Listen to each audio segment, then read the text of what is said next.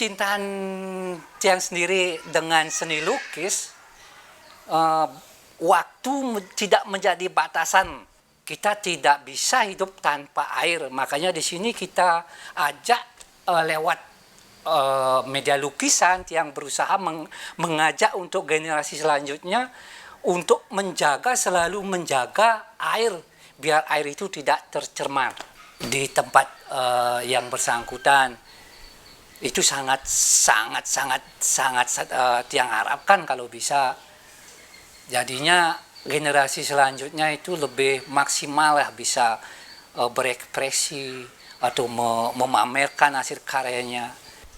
Kalau dibandingkan dengan aliran lain, saya kira seni yang sedikit agak abstrak begini memang memerlukan kreativitas yang lebih tinggi daripada yang realis, yang natural.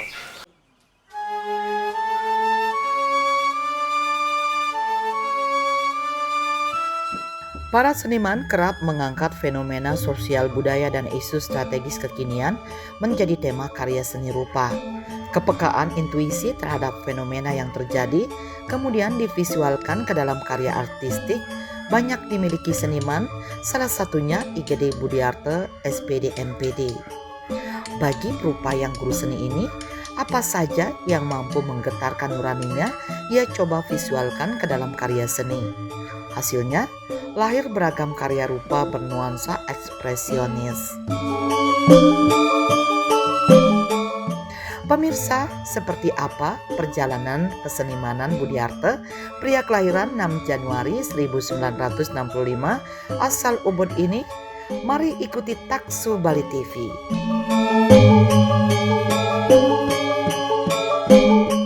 Gede Budiarto sejak usia muda sudah tertarik pada bidang seni rupa. Ayahnya yang seorang perawat memahami bahwa Budiarto memiliki bakat seni. Karena itu ia didorong menempuh pendidikan seni rupa di SMSR. Di sekolah seni tersebut Budiarto belajar skate, teknik melukis, dan pewarnaan. Ia banyak terinspirasi dari gurunya seperti Pandi Supade dan Nyoman Arsane yang kemudian selalu mendorongnya melahirkan karya-karya artistik yang berkarakter. Tamat SMSR, Budiarto melanjutkan pendidikan D3 PPPGK di salah satu perguruan tinggi di Yogyakarta. Tamat PPPGK, Budiarto diangkat menjadi guru di SMSR yang sekarang bersama SMKN 1 Sukawati. Guna meningkatkan kompetensi akademiknya, Budiarto kemudian melanjutkan pendidikan sarjana di IKIP PGRI Bali dan magister di Undiksa Singaraja. Selain menjadi guru, Budiarto dikenal sebagai perupa yang penuh dedikasi dalam bidang seni. Tak hanya menularkan ilmu seni kepada siswa, ia juga dikenal sebagai sosok seniman yang aktif berkarya. Banyak karyanya yang telah diapresiasi kalangan pecinta seni. Sebagai guru, Budiarto juga terus berupaya memompa semangat para siswanya berkarya dan menemukan karakter sendiri. Selain teknik melukis, ia juga mengajarkan tentang sejarah seni dan nilai-nilai estetika. Ia juga mengajak murid-muridnya berpikir kritis dan mengekspresikan diri melalui karya seni. Di luar kegiatan mengajar, Gede Budiarto tetap aktif menghasilkan karya seni. Lukisan-lukisannya seringkali mengusung gaya ekspresionis yang mencerminkan isu-isu sosial budaya dan isu lingkungan. Salah satu karyanya berjudul Sarining Segara, mengangkat isu lingkungan. Karya ini mewartakan tentang pencemaran air karena sampah plastik. Demikian juga karya berjudul Hutan Terbakar. Lewat karyanya itu, Budiarto mengajak masyarakat untuk selalu memuliakan air dan menjaga kelestarian hutan agar tak sampai dibabat dan terbakar. Sebab, jika hutan tak lestari akan berpengaruh terhadap ketersediaan air.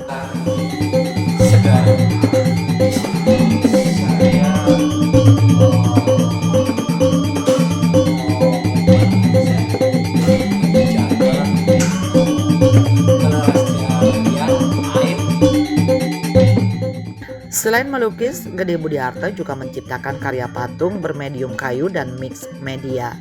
Karya-karyanya itu dinikmati sebagai bentuk kecintaan terhadap dunia seni. Gede Budiarto juga memiliki kegemaran membaca literatur seni. Ayah satu putra dan satu putri ini tetap mengisi diri melalui rutin membaca buku-buku tentang teori seni, sejarah dan biografi seniman besar yang menjadi sumber inspirasi dan memperkaya perspektifnya dalam berkarya. Yang sudah dari sejak kecil lah, dari SMP sudah seneng namanya melukis, terutama dalam pelajaran menggambar di sekolah itu. Di samping itu arahan dari orang tua juga, karena dilihat memiliki bakat melukis, disuruh melanjutkan sekolah nantinya ke SMS Hair zaman itu. Kebetulan Bapak Tiang Niki juga di samping dia sebagai seorang perawat, tapi dia juga menekuni kesenian walaupun di bidang lain, terutama seni tabuh dia sangat menguasai. Boleh dikatakan bisalah dalam seni tabuh. Mungkin dari darah kakek saya juga ada seorang pematung, mungkin dari darah luhur ada benang merah dalam hal berkesenian. Setelah Tiang melanjutkan di SMSR, kemudian Tiang melanjutkan kembali, dikirim ke satu perguruan tinggi di Yogyakarta. Di sana juga mengambil jurusan seni rupa, dan setelah selesai di sana Tiang ditempatkan di SMS Hair yang sekarang menjadi SMK 1. Sangat menarik sekali. Begitu saya nyampe di Denpasar, waktu itu sekolahnya masih di Abian Kapas sebelah utara Art Center. Di sekolah itu terpapang yang masih membekas sampai saat ini itu patung seorang seniman, tokoh seniman sedang membuat patung memahat. Itu yang membuat begitu saya memasuki sekolah seni rupa itu merasakan getaran yang lain. Oh, ini namanya sekolah seni rupa. Kalau tidak salah karya itu karya Pak Nyoman Marse, kalau tidak salah itu seniman lukis sih, tapi beliau juga bisa di patung. Kalau tidak salah ini patungnya masih sekarang dibawa diboyong ke Batu Bulat sekolah SMK sekarang. Di sana semakin terpaculah istilahnya minat keseni rupaan yang Tiang miliki di sana semakin terasa jadinya. Dengan melihat itu semakin terinspirasi untuk lebih banyak lagi mendalami seni rupa. Waktu itu sudah mulai banyaklah seniman-seniman muda yang bermunculan. Waktu di sekolah itu salah satu guru saya sendiri, Pak Pandey Supade, itu yang memberikan dorongan, motivasi dalam berkarya. Di samping Pak Supade juga Pak Nyoman Arsana. Semuanya sudah almarhum. Beliau, Pak Supade terutama, yang sangat-sangat memberikan dukungan. Bahkan setelah tamat SMSR dan setelah selesai kuliah pun masih berhubungan sama beliau. Beliau sangat-sangat memberikan dorongan dalam berkesenian. Dari Pak Supade itu dari caranya dia mengajar, di samping itu dari ketokohan beliau, terutama dalam mendorong untuk anak-anak dalam berproses itu. Banyak hal yang membuat saya mengagumi beliau. Di samping pelukis-pelukis yang lainnya, seperti tokoh-tokoh pelukis dunia, Pablo Picasso, sangat menginspirasi saya untuk lebih menekuni bidang seni lukis. Kalau untuk di saat sekarang Tiang mengajar, itu sangat mendorong juga anak-anak seperti yang Tiang dapatkan, terutama bagi anak-anak yang memiliki bakat alam. Di sana Tiang arahkan untuk selalu berinovatif, berkreatif, sehingga menghasilkan karya-karya yang maksimal lah. Salah satu contohnya dengan mempergunakan bahan-bahan yang ada, walaupun umpamanya keterbatasan akan biaya, tapi dia ngarahkan jangan berkecil hati dengan masalah dengan bahan, terutama kita bisa berkesenian melewat bahan media apa saja. Karena kecintaan Tiang sendiri dengan seni lukis, waktu tidak menjadi batasan. Datang dari kantor umpamanya pas kondisi masih fit, yang usahakan biar dapat bekerja di rumah, terutama dalam hal melukis.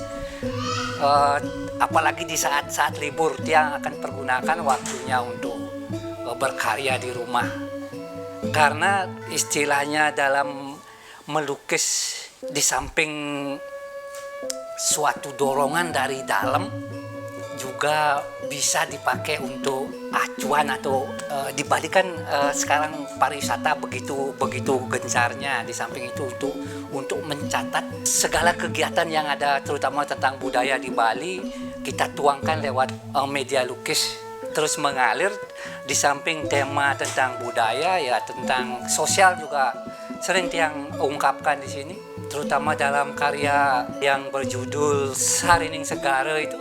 Di sana Tiang ungkapkan bagaimanapun kita hidup sangat memerlukan air. Hampir 90% kehidupan manusia didukung oleh air. Kita tidak bisa hidup tanpa air. Makanya di sini kita ajak lewat media lukisan yang berusaha mengajak untuk generasi selanjutnya untuk selalu menjaga air, biar air itu tidak tercemar. Salah satu lukisan saya itu yang berjudul Sarining Segara, di mana tak lihat begitu pencemaran semakin mengkhawatirkan lah, terutama sampah-sampah plastik. Tidak menutup kemungkinan satu saat kita akan memakan isi dari laut itu berupa ikan akan beracun, bukan beracun yang kita akan makan. Karena pencemaran semua itu dari ulah kita sendiri. Di sini Tiang ingin mengingatkan untuk kita selalu menjaga air yang ada di bumi ini untuk kelangsungan kita. Salah satu karya yang berjudul Hutan yang Terbakar. Bagaimanapun air itu akan bisa terjaga kalau kita menjaga lingkungan alam sekitar. Jangan sampai hutan kita babat, di mana pohon-pohon yang besar akan menjaga air, akan menyimpan air. Kalau itu kita babat atau bakar, nantinya akan otomatis akan bisa menimbulkan bencana dari ulah kita sendiri. Kebanyakan ya tidak jauh-jauh begini, yaitu tentang alam, setelah itu ke budaya juga. Pokoknya apa yang menggetarkan nurani Tiang, apa yang Tiang anggap artistik, Tiang tuangkan. Dimana Tiang mengekspresikan dalam karya itu dengan teknik abstrak figuratif. Karena dalam hal ini untuk memberikan, terutama Tiang sendiri tidak bisa lepas dari bentuk, untuk memberikan ekspresi lebih dalam lagi tentang karya Tiang ini. Makanya Tiang figur-figur itu tetap masih Tiang munculkan dalam lukisan abstrak. Tidak menutup kemungkinan, karena dalam hal berkesenian Tiang tidak mau fanatik dengan satu corak tertentu. Pokoknya apa yang mampu menggentarkan inspirasi Tiang sendiri, itu yang Tiang tuangkan. Tiang tidak di sini tidak ingin terlalu terikat dengan satu aliran tertentu. Pokoknya dalam berkesenian Tiang ingin bebas, apa yang Tiang ingin kerjakan. Makanya Tiang di sini memanfaatkan, walaupun di rumah, walaupun sebatas untuk di rumah, di samping Tiang melukis juga Tiang mematung. Walaupun untuk dibayar di rumah, itu sebagai suatu ungkapan saya berkesenian itu bebas gitulah. Otodidak itu memang muncul secara gini ajalah, dengan melihat orang bekerja. Kadang-kadang itu juga menimbulkan keinginan untuk berkarya. Suami Ninyoman, Astiti SST ini melihat perkembangan seni rupa Bali kian menggembirakan. Budiarto berharap ada campur tangan dari stakeholder terkait agar iklim keseni rupaan Bali makin baik. Salah satunya dengan menyediakan art space yang lebih banyak agar perupa muda memiliki kesempatan memajang karyanya. Selain itu, perlu digelar event kompetisi karya seni rupa yang lebih bergengsi untuk memantik semangat perupa muda dalam berkarya. Perkembangan seni lukis Bali semakin semarak sekali sekarang, apalagi dengan adanya muncul generasi-generasi muda, semakin nilai kompetisinya semakin beragam tak lihat. Ya semakin majulah tak lihat perkembangan seni rupa di Bali, terutama banyak terjadinya event-event pergelaran, pameran-pameran dari seniman-seniman. Itu hampir setiap bulan tak lihat ada pameran-pameran dari generasi muda. Itu sangat membuat atau membanggakan tiang pribadi. Kalau menurut tiang itu sangat bagus sekali kalau umpamanya dari pihak-pihak pemilik modal, terutama yang galeri itu memberikan art space untuk memberikan peluang lah bagi pelukis-pelukis muda untuk memajang karyanya di tempat yang bersangkutan. Itu sangat tiang harapkan kalau bisa. Jadinya generasi selanjutnya itu lebih maksimal lah bisa berekspresi atau memamerkan hasil karyanya. Bagaimanapun kita harus akui dengan berkesenian sedikit tidak memberikanlah dukungan terhadap pariwisata, apalagi kita di Bali sini sangat tergantung dengan adanya pariwisata, diakui ataupun tidak diakui, tetap terutama dalam seni lukis itu sangat memberikan sedikit distribusi terhadap wisatawan yang datang ke Bali. Dengan melihat adanya event-event pameran-pameran yang dilaksanakan di hotel-hotel, secara tidak langsung juga ikut untuk mempromosikan Bali ke ancah internasional, walaupun dengan lewat media lukisan. Saya harapkan dari seluruh yang pemangku atau stakeholder yang memiliki talent ke sana, tolong diperbanyak, dibuka ruang-ruang art space untuk generasi muda untuk bisa paling tidak memajang hasil karyanya, sehingga generasi muda bisa lebih bersemangat untuk berkarya. Ya, kalau yang lebih eksis, kalau bisa pemerintah itu membuat event yang khusus tentang keseni rupaan diselenggarakan di Bali kalau bisa secara internasional lah. Kita mendatangkan kurator dari yang sudah punya ginilah istilahnya, sehingga membuat suatu event yang besar, sehingga nantinya di sana paling tidak generasi muda bisa untuk menampilkan karyanya setelah dikurasi oleh kurator-kurator yang secara internasional. Kalau bisa diselenggarakan secara berkala lah, ya barang 2 tahun sekali atau 3 tahun, event besar gitu, maksudnya secara nasional lah. Kayaknya otomatis generasi muda itu akan berlomba lah memajang karyanya tuh, istilahnya untuk ikut kompetisi dalam event tersebut. Kiprah berkesenian Budiarto diapresiasi oleh pematung Enyoman Sudarwo asal Kerambitan Tabanan. Budiarto dikenal sebagai sosok seniman yang ulet berkarya di sela-sela kesibukannya menjadi guru seni. Karya Budiarto yang bergaya abstrak ekspresionis sungguh memerlukan ketajaman intuisi yang lebih untuk membuatnya. Sudarwo sepakat dengan Budiarte bahwa pemerintah dan pemangku kepentingan perlu menyediakan art space yang lebih banyak agar perupa muda memiliki berbagai ruang untuk mengekspresikan karya seninya.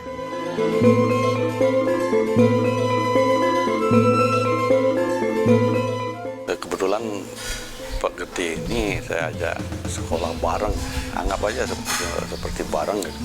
Walaupun beda kelas Pak. Dari sekolah aja udah kelihatan bahwa memang Pak Gede ini betul-betul untuk sekolah itu biar bisa mengembangkan seni di masyarakat. Itu sebenarnya saya lihat dari dulu. Kemudian setelah tamat, kemungkinan profesinya yang hampir sama, hobi yang hampir sama, sama-samalah kita jadi guru di tempat tersebut juga. Kemudian sejalan dengan itu,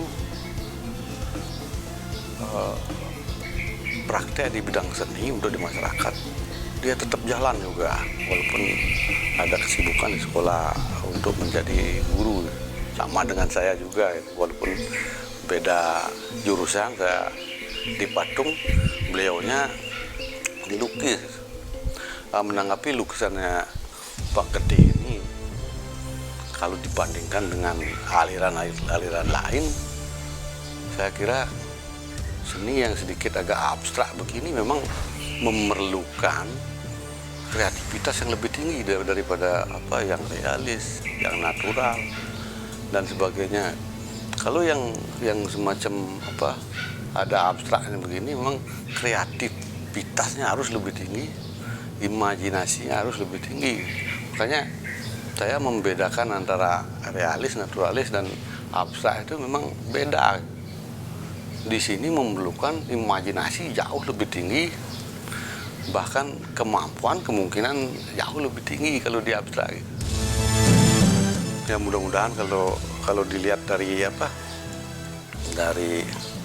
keberhasilan, saya lihat dari tahun 90-an tuh saya tahu tuh beliau itu udah mulai menjual lukisan, bahkan pameran berkali-kali lukisannya dikoleksi oleh kolektor. Harapan ke masyarakat biar ada program-program yang lebih menarik dari pemerintah untuk masyarakat, biar ada daya tarik pada masyarakat, biar ada keinginan untuk mengembangkan seni. Itu sebenarnya event-event itu biasanya ada lomba-lomba.